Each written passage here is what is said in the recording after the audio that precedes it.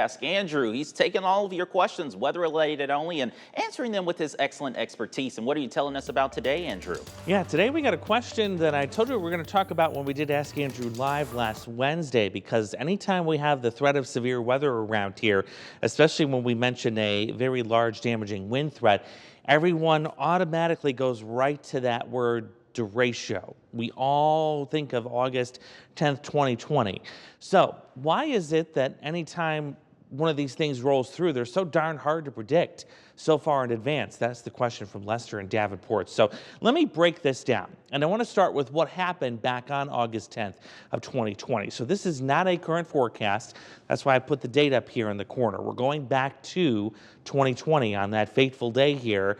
And what I want to show you is that early that morning, this was the outlook from the experts. The folks and meteorologists at the Storm Prediction Center are some of the best in the country, if not the best in the world, when it comes to forecasting severe weather.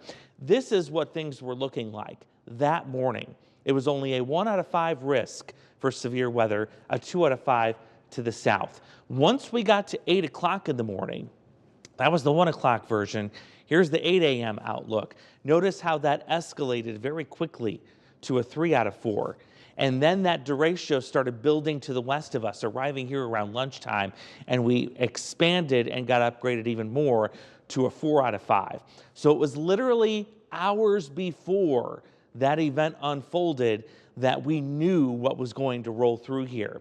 So they're very, very hard to predict in advance, not just because of the conditions needed, but because of the criteria needed to become a derecho. It has to travel at least 400 miles. And I don't know of any meteorologist, myself included, that can confidently forecast days in advance that a thunderstorm complex is going to be able to travel 400 miles. And not only travel 400 miles, but have a width of at least 60 miles, have wind gusts that are consistently exceeding 60 miles an hour, and then also, by the way, have these wind gusts of 75 miles an hour or greater sprinkled within the damage zone. So that's why it's difficult, if not impossible, to predict a derecho ahead of time.